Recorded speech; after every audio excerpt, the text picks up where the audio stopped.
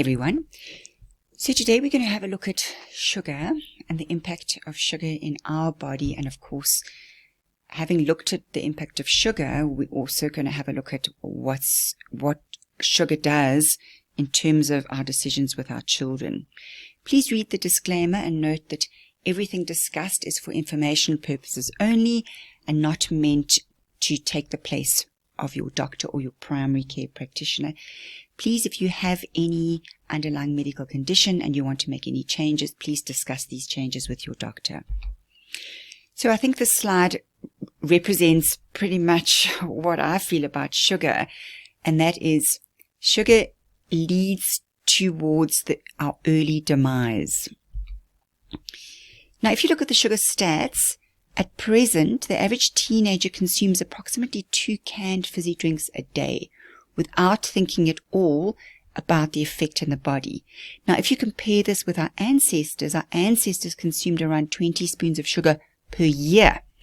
So I'm going to go through how many spoons of sugar there are in canned drinks, and you'll be able to see what the increase is. And of course, as we know, sugar leads to insulin resistance and to increased risk of diabetes. So if you just look at this, never mind the sugar and all the other kinds of foods, if we just look at this, we can see why there could be an increase in the incidence of insulin resistance and diabetes. So when you look at these cans, if you have a look at this end area, 3, 6, 9, 9.5. So some canned cool drinks have got 9.5 teaspoons of sugar in a can. Now, we would never in a million years give our child 9 of those little packets of sugar, those that come as a teaspoon packet that you get maybe from fast food places like the Wimpy. We would never give them 9 packets. And yet we have no problem at all about buying them 1 or even 2 canned cool drinks every single day. So let's look at the combined effect. So the average number of spoons of sugar per day that people are ingesting is between 14 and 18. Now that doesn't count the amount of sugar in foods that you don't think there's sugar in, like breakfast cereals or small yogurts. This is just sugar per day. So if you have a look at muesli, for example, each muesli serving can have as much as 4 teaspoons of sugar. A small yogurt has got between 2 and 4 teaspoons of sugar. And it's interesting because very often if you have a look at young children, their lunchbox as they go to play school, there'll be a small carton of fruit juice, very high in sugar. In fact, fruit juice has got the same amount of sugar as a can of Coca-Cola. So they'll have a small fruit juice, they'll have a little yogurt, never plain yogurt, usually a flavored yogurt, very high in sugar. They'll have a sandwich. So when you also look at this, one has to remember that carbohydrates convert in the body to glucose. So we're not even addressing the carb intake. We're only addressing the sugar intake. So this brings the average number of spoons of sugar per day to between 22 and 32 teaspoons of sugar. And just imagine the pile of little packets if you just want to have a visual imprint of how much sugar this is. Now, in this graph or this chart, we're looking at foods that are not necessarily known as sweet foods. So if you look at All Gold tomato sauce, there are 9 teaspoons per 100 milliliters of All Gold.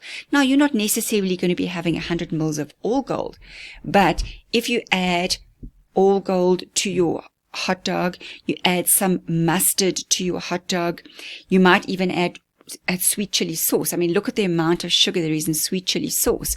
And these accumulate in the day and add up to that 32 teaspoons of sugar we could be having every single day. If you look at South Africa compared with the rest of the world, as far as sweeteners are concerned, South Africa sort of sits pretty much in the middle. And what one also has to consider is you'll find that more food or more sugar is consumed, obviously depending on how much available cash there is or how much available disposable income there is. If one is in a country where a large part of the country is unemployed and possibly they don't have spare cash, then if there's X amount of sugar being consumed and a lot of it's not being consumed by those people, then there's more that's being consumed by the people that do have disposable income. So if we look at the consumption in terms of food commodities, and this is just between 2003 and 2006, it has substantially increased where we are now in 2022. But sugar was about 6.6%, whereas vegetables were only 5.5%. And yet people are just unaware that even though from a caloric perspective, sugar does give you energy, from a health perspective, sugar drains your energy. And sugar they're empty calories, so they give you no nutrient cofactors that help your body to actually utilize the calorie intake in the way that it should. Just another way of viewing it, if you look at these packets of sugar in foods, these are foods that are readily consumed. And again, if one looks at the packet of sugar, would you give your child that packet of sugar just to eat? And the answer is, of course, no. And yet, certainly perhaps on holidays or weekends, they might easily drink 2 cans of Coke in a day. And that doesn't count the milkshake they have when you go to the Wimpy, or the extra bread or the biscuits that they have when you are, when you're sitting down with a cake for afternoon tea. All of these add up. In low-fat yogurts, you're looking at about 17.9 grams of sugar per 100 grams.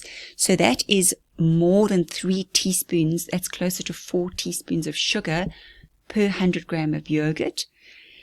Anything that is slimming, in other words, that they say that it's a slimming product, usually it's got low fat but high sugar. So tinned fruits, for example, they've got about 3 teaspoons of sugar per 100 gram. Baked beans is a surprise because baked beans, per half a can of baked beans, has got 3 teaspoons of sugar. So it is important when you're buying items to look at the back and see how much sugar they've added. Fruits, a banana has got about 3 teaspoons of fruit in 1 banana.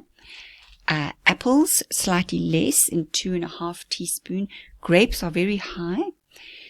So if you think, especially if you are wanting your child to develop properly, it's always better to use fruits after vegetables and salads.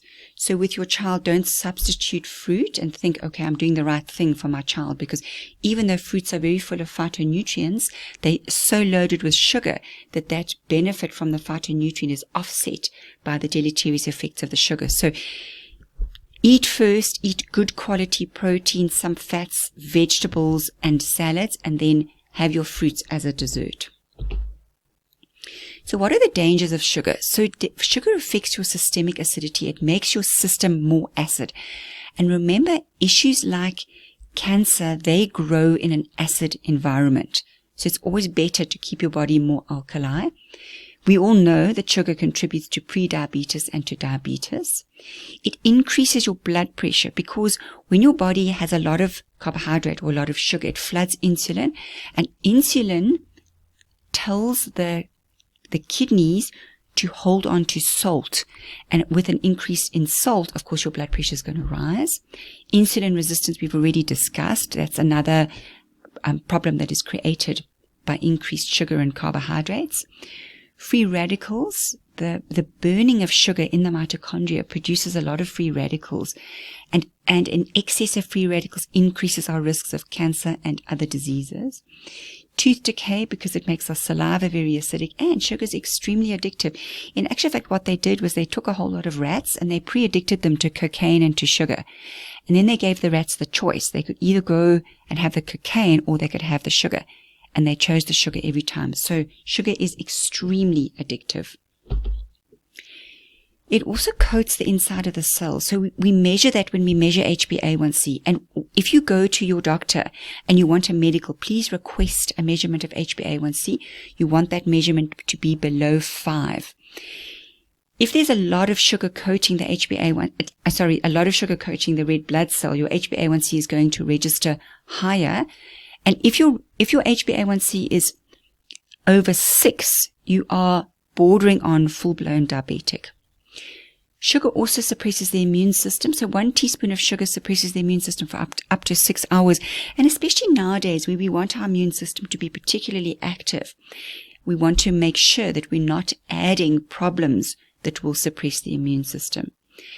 Cancer is an obligate sugar metabolizer, so cancer cells, and in fact cancer cells have got increased insulin receptors on the surface of the cancer cells. And that is what helps the cancer cell to thrive, because that's going to be the fuel that fuels the cancer. And of course sugar feeds candida. And if you look at this little illustration here, this photo, a white-coated tongue. If you get up in the morning, you stick your tongue out and you've got a white-coated tongue like this one, then the chances are you've got a candida infection.